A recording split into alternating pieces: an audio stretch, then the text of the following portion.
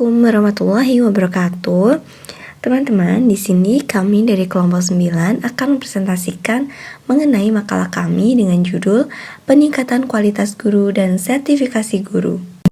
Oke, yang pertama, perkenalkan terlebih dahulu anggota kelompok kami, yakni yang pertama, saya Ferin Helena dengan NIM 203190240 dan teman saya Dinar Nur Fadila dengan NIM 203190227.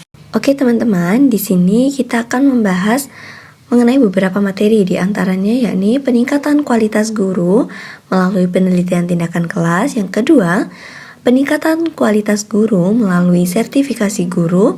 Yang ketiga, kita akan membahas alur sertifikasi. Dan yang terakhir, sertifikasi dan kualitas pendidikan di Indonesia.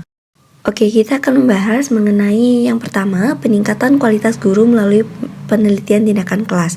Sebelumnya, kita perlu tahu terlebih dahulu apa itu penelitian tindakan kelas. Jadi, penelitian tindakan kelas itu sendiri adalah suatu bentuk inquiry pendidikan di dalam pelaksanaannya, gagasan atau permasalahan guru diuji dan dikembangkan dalam bentuk tindakan.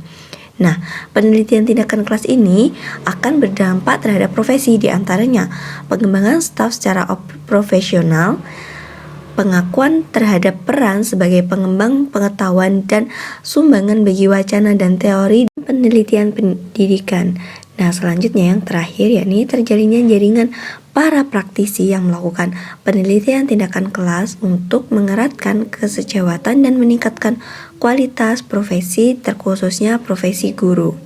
Dalam peningkatan kualitas guru melalui penelitian tindakan kelas, penelitian tindakan kelas jika dilaksanakan secara sadar dan sistematis, diharapkan kompetensi guru akan meningkat karena guru akan selalu berusaha memperbaiki kegiatan pembelajaran, yang berarti guru akan meningkatkan kompetensinya.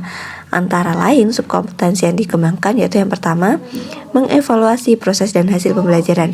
Nah, melalui evaluasi antara proses pembelajaran yang dilakukan, kita juga akan mengetahui apakah model pembelajaran yang kita lakukan itu efektif atau tidak, dan dapat dilihat dari hasil pembelajaran yang kita lakukan. Nah, selanjutnya mengevaluasi kinerja sendiri. Nah, dari mengevaluasi kinerja kita sendiri dapat kita ketahui bahwa kinerja kita sudah profesional atau belum, sehingga kita dapat meningkatkannya menjadi lebih profesional lagi jika dari hasil evaluasi menunjukkan bahwa kinerja kita masih rendah. Nah, selanjutnya yang ketiga, mengembangkan diri secara berkelanjutan.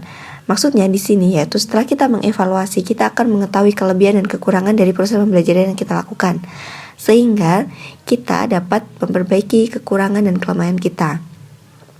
Dan yang keempat, yakni meningkatkan kualitas pembelajaran melalui penelitian tindakan kelas. Ya, di sini yakni bagaimana kita meningkatkan kualitas pembelajaran melalui penelitian tindakan kelas. Dalam penelitian tindakan kelas, tentunya kita dapat mengetahui apakah yang kita teliti itu bisa efektif dan bagaimana hasil yang terbaik buat pembelajaran, sehingga dari hasil penelitian tindakan kelas kita dapat mengetahui dan menemukan strategi-strategi baru untuk pembelajaran yang akan kita lakukan sehingga lebih baik lagi. Oke, kita memasuki pembahasan yang kedua mengenai peningkatan kualitas guru melalui sertifikasi guru. Jadi sebelumnya kita harus mengetahui apa itu sertifikasi guru. Nah, sertifikasi guru merupakan suatu usaha pemerintah untuk meningkatkan kualitas guru dengan karakteristik yang dimiliki kompeten. Nah, program sertifikasi guru ini diharapkan agar seluruh guru di Indonesia memiliki sertifikasi atau lisensi mengajar yang tentunya dengan ukuran karakteristik guru yang dinilai kompeten dan profesional. Oke teman-teman, di sini saya akan melanjutkan penjelasan mengenai upaya meningkatkan profesionalisme guru menurut Gessner dan kawan-kawannya mengenai peranan guru tidak hanya sebagai teacher atau pengajar, tetapi guru harus berperan sebagai yang pertama, pelatih atau coach. Maksudnya di sini yaitu guru mendorong siswa untuk menguasai alat belajar, memotivasi siswa untuk bekerja keras dan mencapai prestasi setinggi-tingginya. Nah, yang kedua yakni konselor, yaitu guru akan menjadi sahabat siswa, teladan dalam pribadi yang mengundang rasa hormat, keakraban dari siswa. Dan yang ketiga yaitu manajer belajar, di mana Guru ini berusaha membimbing siswanya belajar, mengambil prakarsa, mengeluarkan ide terbaik yang dimilikinya. Nah teman-teman, seperti yang sudah kita ketahui bahwa sertifikasi guru merupakan salah satu wujud implementasi dari Undang-Undang Nomor 14 Tahun 2005 tentang guru dan dosen, di mana bertujuan untuk mendapatkan hasil lebih baik dari penyelenggaraan sertifikasi guru. Nah, di alur sertifikasi sendiri dibagi menjadi dua, yakni yang pertama alur sertifikasi untuk calon guru, dan yang kedua alur sertifikasi untuk guru yang sudah bekerja di sekolah atau dalam jabatan. Nah teman-teman, berikut merupakan saya sajikan bagan alur sertifikasi untuk guru yang sudah bekerja di sekolah atau guru dalam jabatan. Jadi yang pertama prosesnya yaitu guru berkualifikasi akademik S2 atau S3 dan sekurang-kurangnya golongan 4 atau B, atau guru yang memiliki golongan serendah-rendahnya 4C, mengumpulkan dokumen untuk diverifikasi asesorian LPTK sebagai persyaratan untuk menerima sertifikat pendidik secara langsung. Nah, penyusunan dokumen mengacu pada pedoman penyusunan portofolio. Selanjutnya, guru yang lulus menjadi peserta sertifikasi pola PLPG dan yang tidak lulus mengikuti pembinaan dari Dinas Pendidikan Kabupaten atau Kota atau mengembangkan diri secara mandiri. Nah, yang ketiga yakni guru berkualifikasi S1 atau D4 dapat memilih pola PF3 atau PLPG sesuai kesiapannya. Nah, pada proses yang keempat, guru harus menyusun portofolio dengan mengacu pada pedoman penyusunan portofolio. Nah, portofolio yang telah disusun diserahkan kepada LPMP setempat melalui Dinas Pendidikan Kabupaten atau Kota. Dan selanjutnya, apabila hasil penilaian portofolio peserta sertifikasi guru dapat mencapai batas minimal atau passing grade, dilakukan verifikasi terhadap portofolio yang disusun. Nah, jika hasil penilaian portofolio peserta sertifikasi guru tidak mencapai passing grade, maka guru tersebut menjadi peserta sertifikasi pola PLPG, dan apabila tidak lulus mengikuti pembinaan dari Dinas Pendidikan Kota atau kabupaten.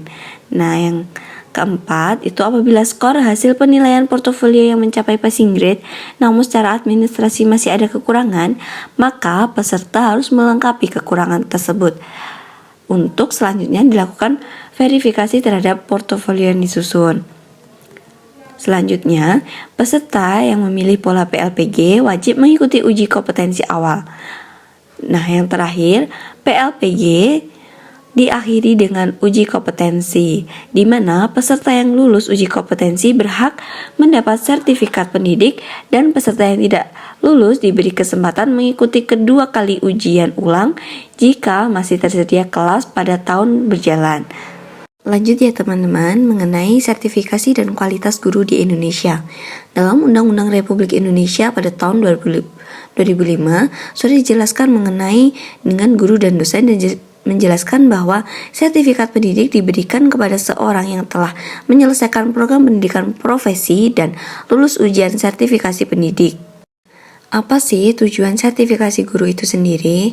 Jadi, tujuan sertifikasi guru bertujuan untuk pengendali mutu hasil pendidikan, sehingga seseorang yang telah dinyatakan lulus ujian sertifikasi dapat melaksanakan tugas pendidik dengan baik dan mampu meningkatkan hasil belajar peserta didik. Selanjutnya, kita akan membahas tentang kualitas guru di Indonesia. Kualitas guru di Indonesia ini tentunya masih rendah. Hal tersebut disebabkan oleh proses seleksi masuk perguruan tinggi yang berbasis jurusan pendidikan sangatlah mudah. Penerimaan pegawai atau pegawai negeri sipil, guru masih banyak mengalami kecurangan, dan juga penguasaan terhadap ilmu pedagonik masih kurang memadai. Teman, selain hal tersebut, ada beberapa problematika. Salah satunya distribusi guru. Distribusi guru juga menjadi masalah yang penting di Indonesia, di mana rasio guru secara nasional memang sudah bagus, yakni 1 guru berbanding dengan 21 maupun sampai 24 siswa. Namun, guru-guru lebih banyak konsentrasi di kota, sementara di desa masih kekurangan guru untuk mengatasi problematika tersebut. Sehingga pemerintah mengambil keputusan bahwa adanya penambahan gaji bagi guru yang mengajar di desa terpencil. Teman-teman, Itu tadi penjelasan dari kelompok kami mengenai peningkatan kualitas guru dan sertifikasi guru di Indonesia. Semoga dapat bermanfaat bagi teman-teman semua. Terima kasih atas perhatiannya. Jika ada pertanyaan bisa ditanyakan di kolom komentar.